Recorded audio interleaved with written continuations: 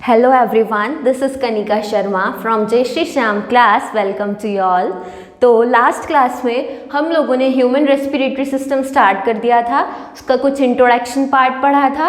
Introduction में क्या पढ़ा था कि ब्रीदिंग क्या चीज़ होती है, ब्रीदिंग रेस्पिरेशन में डिफरेंस क्या है, और रेस्पिरेटरी ऑर्गन डिफरेंट ऑर्गन्स में क्या क्या हैं. अच्छा चलो मुझे थोड़ा सा याद कराओ कि स्किन मैंने रेस्पिरेटरी ऑर्गन बताया था. तो स्किन रेस्पिरेटरी ऑर्गन कौन से एनिमल में था? स्किन था. कौन से रेस्पिरेटरी ऑर्गन जो मैंने स्किन पढ़ाया था ना, वो रेस्पिरेटरी ऑर्गन किस एनिमल में था? बताओ कौन सा, किस एनिमल में था? कुछ है क्या थोड़ा बहुत याद? स्किन था आपका अर्थवॉर्म में. किस में था? अर्थवॉर्म में. अच्छा ठीक है. अब ये बताओ कि जो अपन ने पढ़ा था कि बाय बॉडी पोर्स, यानी कि जो बाय बॉडी सरफेस पोर्स है ना, ऐसा पढ़ा था ना. तो वो कौन से एनिमल्स में होता है? बताया था कि बॉडी के सरफेस पे पोर्स प्रेजेंट होते हैं, उसके ही थ्रू क्या करते हैं? रेस्पिरेशन करते हैं एनिमल्स, है ना. तो ज़रा उसका नाम बताओ मुझे, क्या पढ़ा था? ऐसा सा कुछ नाम पढ़ा था? पॉरीफेरा पढ़ा था, नहीं पढ़ा था, है ना. तो ये था आपका पॉरीफेरा. ठीक है. अच्छा, ह्यूमन बींग्स हैं, उनके अंदर किसके थ्रू रेस्पिरेशन हो रहा था, या किसके थ्रू जो ह्यूमन बींग है उसके अंदर रेस्पिरेटरी ऑर्गन क्या पढ़ा था? बताओ. गिल्स, लंग्स या बॉडी पोर्स? बताओ किसके थ्रू ह्यूमन बींग में रेस्पिरेटरी ऑर्गन रेस्पिरेशन के लिए क्या है? किसके अंदर बात कर रही हूँ मैं? ह्यूमन बींग की. तो बताओ गिल्स है या लंग्स है या बॉडी ऑर्गन्स है?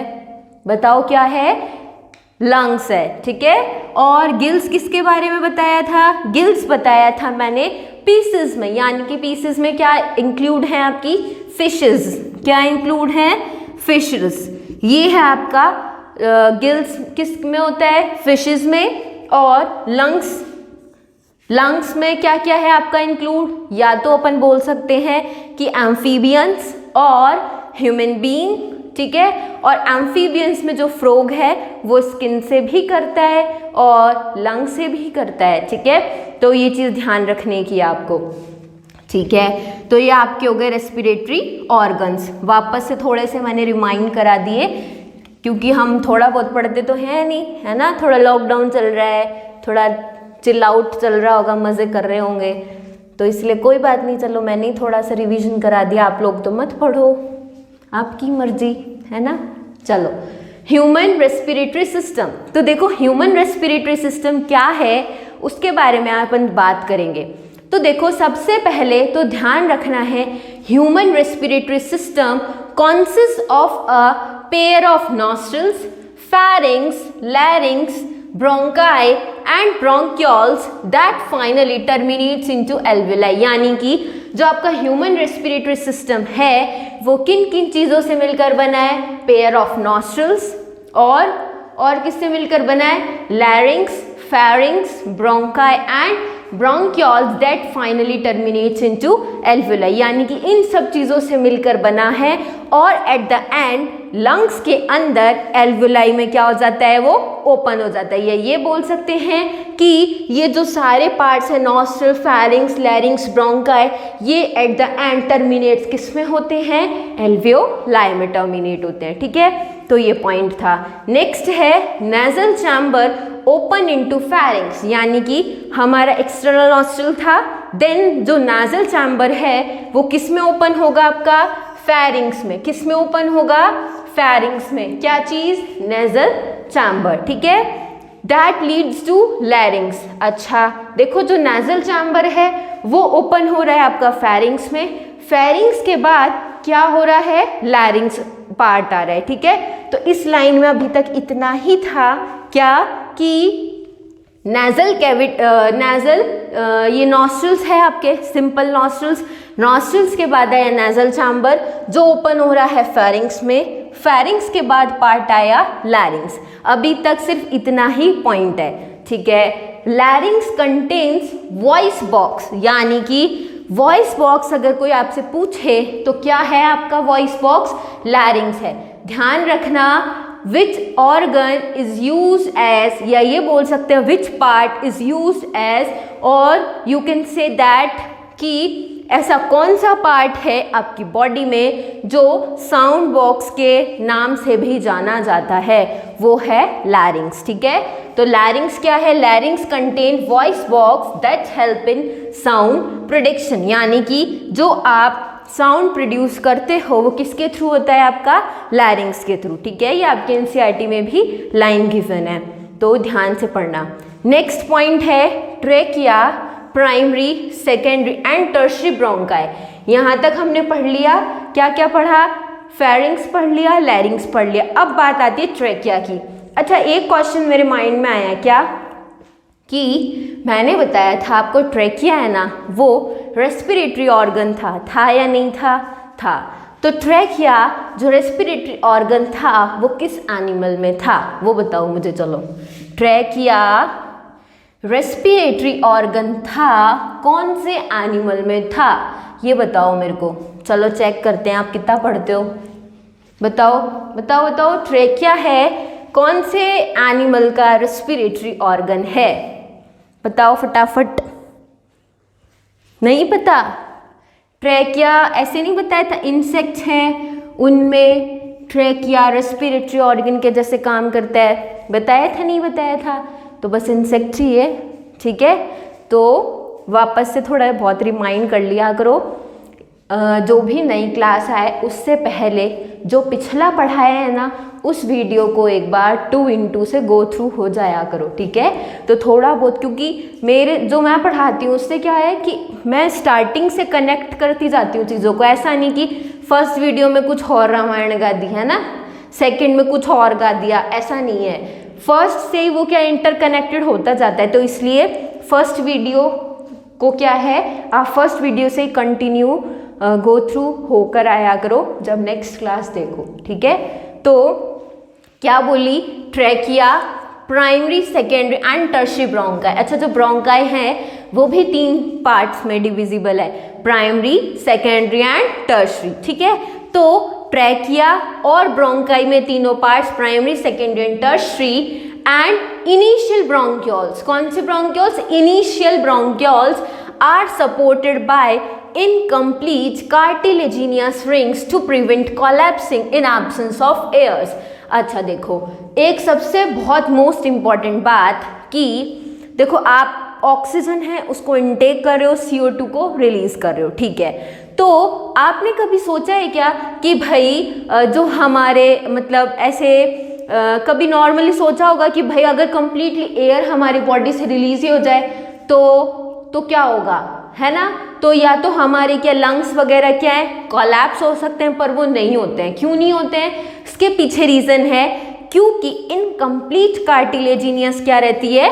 प्रेजेंट होती है। क्या प्रेजेंट होती है? इनकम्प्लीट कार्टिलेजिनियस रिंग्स प्रेजेंट होती है, इसलिए हमारा जो रेस्पिरेटरी ऑर्गन्स में जो पार्ट्स हैं वो कोलैप्स नहीं होते। क्यों नहीं होते? क्योंकि इनकम्प्लीट कार्टिलेजिनियस रिंग प्रेजेंट होती है। कोलैप्सिंग का मतलब क्या है? पिचकना से है कि ना भाई, लेट सपोज कंप्लीट, आप सोचो भाई हमने O2 लिया, CO2 रिलीज किया, तो कभी मन में तो आता होगा अगर हमने कंप्लीटली CO2 को बाहर रिलीज कर दिया तो, पर देखो कंप्लीटली कभी भी CO2 आपका रिलीज नहीं होता। ठीक है, हमारी बॉडी में हमेशा 1 to 2% या 0. कुछ % में हमेशा CO2 बॉडी में रहता ही है, कंप्लीटली कभी भी रिलीज आउट नहीं होता।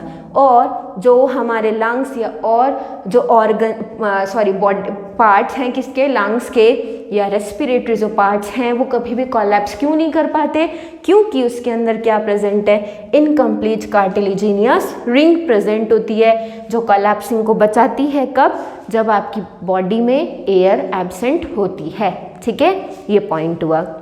नेक्स्ट है each bronchiole terminates into an irregular walled vascularized bag-like structure called alveoli।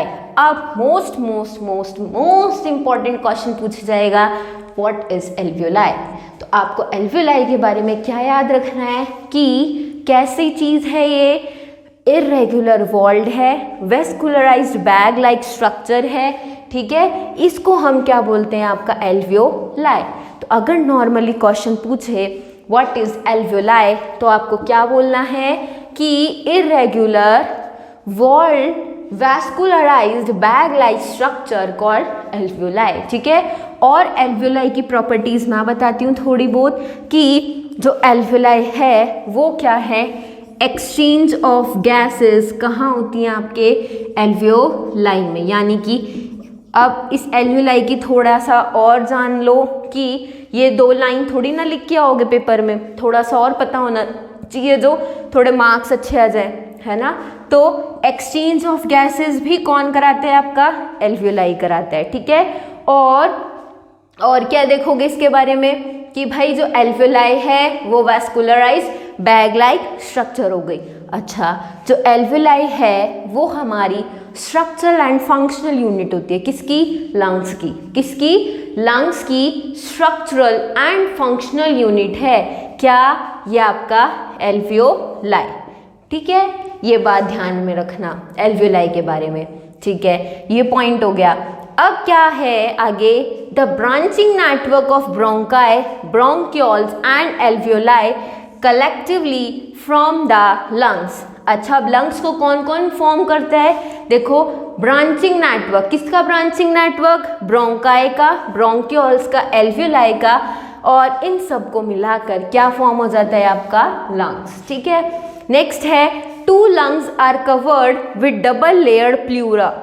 अच्छा देखो, सबसे अच्छी बात है ये कि जो आप, ये पॉइंट बहुत अच्छा है, क्या बोला कि जो आपका लंग्स है वो 2 लेयर से कवर्ड होता है, क्या, लंग्स 2 लेयर से कवर होता है, ठीक है, ठीक है। अब 2 लेयर से जब कवर है तो देखो ये सपोज ऐसे मान लो, सपोज ये लंग्स, ऐसे लंग्स की ये डबल लेयर है, ठीक है।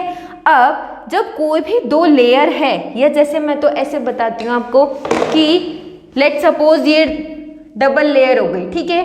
तो डबल लेयर, अब देखो हाथ के बीच में स्पेस तो है ही ना, तो ये स्पेस क्या ऐसे होलो थोड़ी ना रहेगा, इसके बीच में कोई ना कोई फ्लूइड तो प्रेजेंट होगा ही।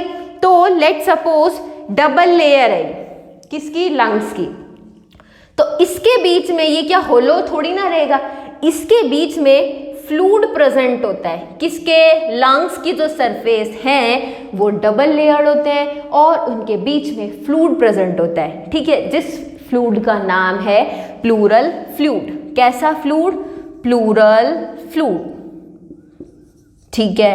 अब देखो, अगर ये जो फ्लूइड है वो आपका नॉर्मल अमाउंट से ज़्यादा बढ़ जाता है तो क्या होगा कि पेन होने लग जाएगा। भाई कोई फ्लूइड है वो आपके, देखो ये डबल लेयर है, इसके बीच में फ्लूइड नॉर्मली प्रेजेंट है, ठीक है, नॉर्मल प्रेजेंट है, ये क्या काम कर रहा है भाई, कोई भी सडन फ्रिक्शन है या हमारे ऐसे कई बार लग भी जाती है तो क्या है, अंदर जो लंग्स प्रेजेंट हैं वहाँ तक वो चोट ना पहुँच पाए, या कोई भी फ्रिक्शन वगैरह है उनसे क्या है ये फ्लूइड बचाता है, यहीं तक ही रह जाएगी चोट, है ना, नॉर्मली केसेस तक ये काम है इसका, ठीक है। अगर ये फ्लूइड ज़्यादा हो गया तो ये पेन क्रिएट करेगा, या इसका जो बैक्टीरियल इन्फेक्शन मान लो या कुछ भी इन्फेक्शन के थ्रू अगर ये जो फ्लूइड है इसकी अमाउंट बढ़ जाती है, किसकी अमाउंट, लंग्स डबल लेयर्ड है, उसके बीच में फ्लूइड प्रेजेंट है, प्लूरा नाम है जिसका,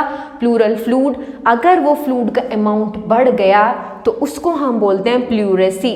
क्या बोलते हैं, प्लूरेसी, ठीक है। अब ये जो प्लूरेसी है ये पेनफुल होने लग जाएगा, तो फिर डॉक्टर के जाओगे, डॉक्टर के चेकअप कराएंगे, तो फिर ये वो क्या चेक करेंगे, फिर पता चलेगा प्लूरल फ्लूइड आता है, तो प्लूरल फ्लूइड को इंजेक्शन के थ्रू निकाल लेंगे, ठीक है, जो भी आपका एक्स्ट्रा बना है। ये हो गया, तो ये हो गया आपका प्लूरल फ्लूइड के बारे में, ठीक है।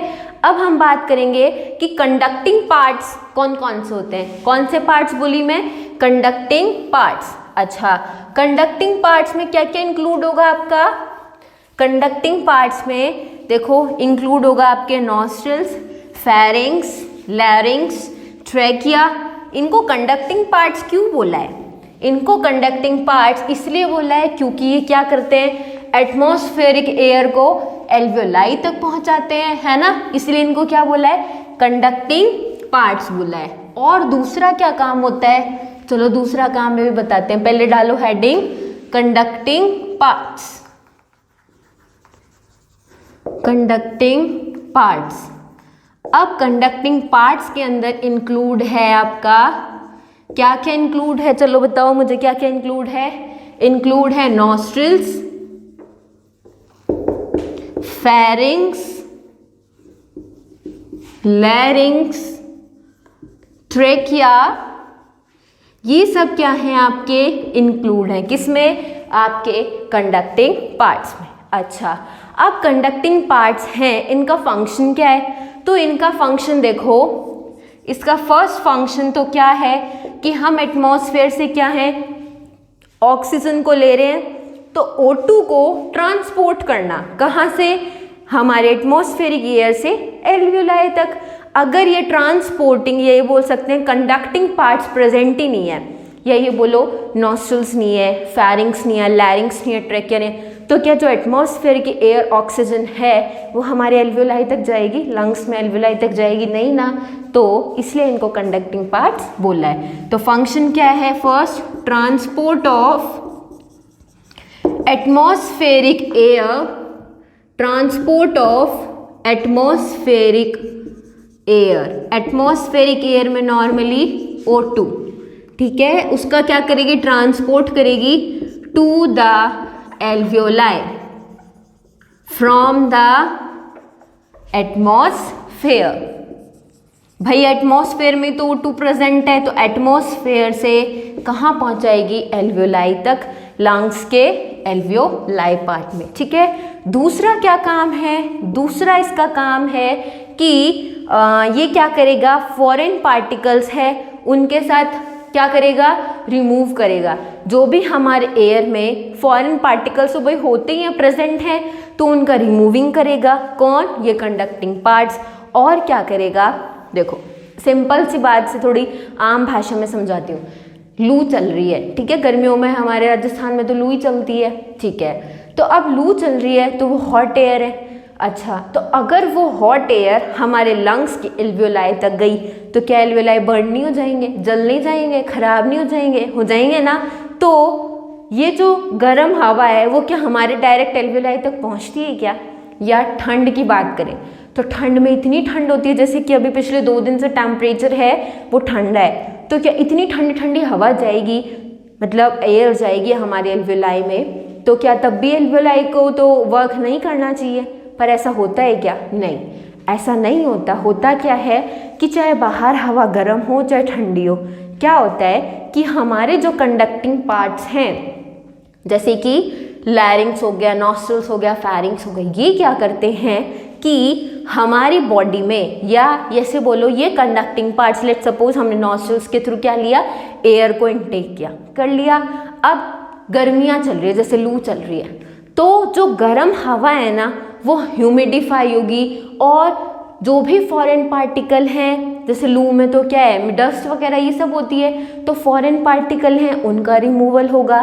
दूसरा, एयर गर्म है तो हमारी बॉडी के अकॉर्डिंग वो क्या हो जाएगी, ह्यूमिडिफाई हो जाएगी, कि भाई गर्म है चाहे ठंडी है, हमारी बॉडी के अकॉर्डिंग वो टेम्परेचर को नॉर्मल, जितना हमारा बॉडी का टेम्परेचर वहाँ तक लेके आएगा, ठीक है। और क्या काम करेगा, स्टेरिलाइजेशन का काम करेगा, और जो एयर है उसको वार्मिंग का ही काम करेगा, वार्मिंग का, जैसे कि अगर सर्दियां हैं तो ठंडी हवा हमारे एल्वियोलाई तक नहीं जाए तो वो वार्मिंग का काम करेगा, कौन, ये conducting parts.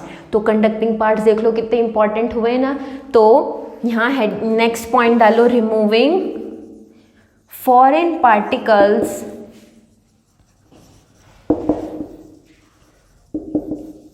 From air,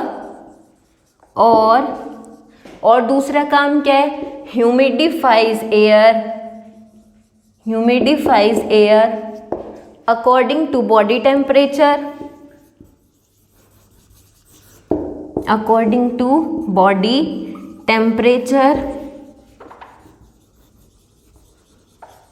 and helps in sterilization, respiration, ये काम है आपका कंडक्टिंग सिस्टम का, ठीक है। ये हो गए आपके कंडक्टिंग पार्ट्स जिनका ये फंक्शन है, ठीक है। अब देखो जो ब्रीदिंग है या ऐसे बोलो रेस्पिरेशन है, उनके स्टेप्स पढ़ते हैं अपन। क्या पढ़ेंगे? स्टेप्स पढ़ेंगे। किसके? रेस्पिरेशन के। तो नेक्स्ट हेडिंग डालो स्टेप्स ऑफ रेस्पिरेशन। क्या हेडिंग डालना है? Steps of respiration. अच्छा, जो पढ़ाया है वो थोड़ा बहुत समझ तो आ रहा है क्या? थोड़ा बहुत क्यों, अच्छे से आएगा अगर आप ढंग से सुनोगे। ढंग से सुना करो जो भी बोलती हूँ। लिखने में तो आपके पास नोट्स आपको मिल जाती हैं, तो सुनने में बिलीव क्या करो, है ना। Steps of respiration. तो रेस्पिरेशन का फर्स्ट स्टेप है आपका क्या? ब्रीदिंग। क्या है? ब्रीदिंग। अच्छा, फर्स्ट स्टेप ब्रीदिंग है, तो ब्रीदिंग का मुझे मतलब बताओ क्या है? ब्रीदिंग का मतलब मैंने बताया था ना क्या, कि एटमॉस्फेरिक एयर है O2, उसको तो इनटेक कर रहे हो और रिलीज क्या कर रहे हो? CO2 कर रहे हो, ठीक है। तो ये हो गई आपकी ब्रीदिंग की डेफिनेशन। क्या? Intake of O2 from atmosphere and release of CO2 from the alveoli. ये हो गई आपका फर्स्ट पॉइंट क्या? ब्रीदिंग का, ठीक है। सेकंड पॉइंट क्या है? सेकंड पॉइंट है क्या? कि डिफ्यूजन होना। किसका? गैसेस का। गैसेस में कौन कौन सी हैं? O2 है और CO2 है। तो diffusion of gases across, diffusion of gases across alveolar membrane, ये है आपका सेकेंड स्टेप। तो देखो ये स्टेप्स आपको याद रखने पड़ेंगे, है ना। आप अभी 11th में आए हो तो स्टेप्स आपको याद रखने पड़ेंगे। रेस्पिरेशन का स्टेप, फर्स्ट स्टेप है आपका ब्रीदिंग होना, यानी कि एटमॉस्फेरिक एयर को एक्सचेंज होता है किससे? हमारा CO2 से। O2 तो इनटेक होता है और CO2 रिलीज आउट होती है। सेकेंड पॉइंट है हमारा diffusion of gases across alveolar membrane. Alveolar membrane कहाँ प्रेजेंट है? लंग्स में, ठीक है। थर्ड पॉइंट है आपका transport of gases. Transport of gases, कहाँ गैसेस का ट्रांसपोर्ट होगा? बताओ। ट्रांसपोर्ट ऑफ गैसेस किधर होगा? In blood. Transport of gases in blood, ये आपका हो गया थर्ड पॉइंट। फोर्थ पॉइंट क्या है? Diffusion of gases between blood and tissues. Between blood and tissues, ये क्या है आपका? फोर्थ पॉइंट है, ठीक है। नेक्स्ट पॉइंट क्या है? कि जो भी हमारी O2 है उसका क्या हो रहा है? यूटिलाइजेशन। किसका? O2 का। कहाँ? हमारी बॉडी में। तो फिफ्थ पॉइंट है utilization of O2 by the cells, यानी कि O2 का क्या हो रहा है? यूटिलाइजेशन हो रहा है। कहाँ? किसके थ्रू? बाय द सेल्स, ठीक है। एंड और क्या हो रहा है? And catabolic reaction occurs. And catabolic reaction occurs, और क्या रिलीज हो रही है? And release CO2। And release CO2, इसी को हम क्या बोलते हैं? आपका सेलुलर रेस्पिरेशन। क्या बोलते हैं इसी को हम? सेलुलर रेस्पिरेशन, ठीक है। समझ में आई? थोड़ा इधर टेढ़ा हो गया पर समझ तो आ ही जाएगा। तो क्या बोला मैंने लास्ट पॉइंट में? कि जो भी आपकी बॉडी में O2 प्रेजेंट है उसका यूटिलाइजेशन होगा। क्या होगा? यूटिलाइजेशन, ठीक है। तो utilization of O2 by the cells and catabolic reaction occurs. क्या होगा? कैटाबॉलिक रिएक्शन होगा, ठीक है। और क्या रिलीज हो जाएगी? CO2 रिलीज हो जाएगी। इसी को हम क्या बोलते हैं? Cellular respiration. ये हो गया आपका स्टेप्स ऑफ रेस्पिरेशन, आपके NCERT में गिवन है, आप पढ़ सकते हो वहाँ तक, ठीक है। तो अभी तक क्या पढ़ाया मैंने? देखो यहाँ से ये लेट सपोज ऐसे 2 पेज होते हैं ना अपनी बुक के, तो यहाँ तो आपकी स्टार्टिंग है, breathing and exchange of gas, तो यहाँ का पैरा जो गिवन है वो पढ़ा दिया, फिर यहाँ तक पैरा है वो, और यहाँ डायग्राम है। डायग्राम अपन नेक्स्ट क्लास में क्या करेंगे, एक्सप्लेन कर देंगे, ठीक है। थोड़ा सा जो भी समझना वो एक्सप्लेन कर दूंगी मैं। वो यहाँ पे डायग्राम है, फिर वापस से नेक्स्ट थर्ड पेज है, थर्ड पेज के यहाँ तक ये 5 पॉइंट्स गिवन है आपके स्टेप्स ऑफ रेस्पिरेशन, है ना। तो आज तक मैंने वो 3 पेजेस आपके क्लियर कर दिए।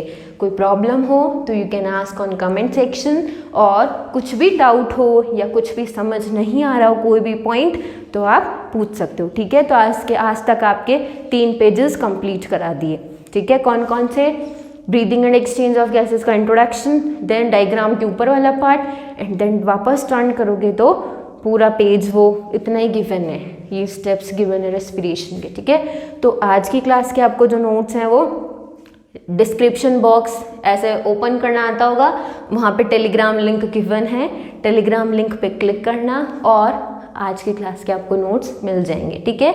तो आगे का कंटिन्यू हम लोग नेक्स्ट क्लास में करेंगे।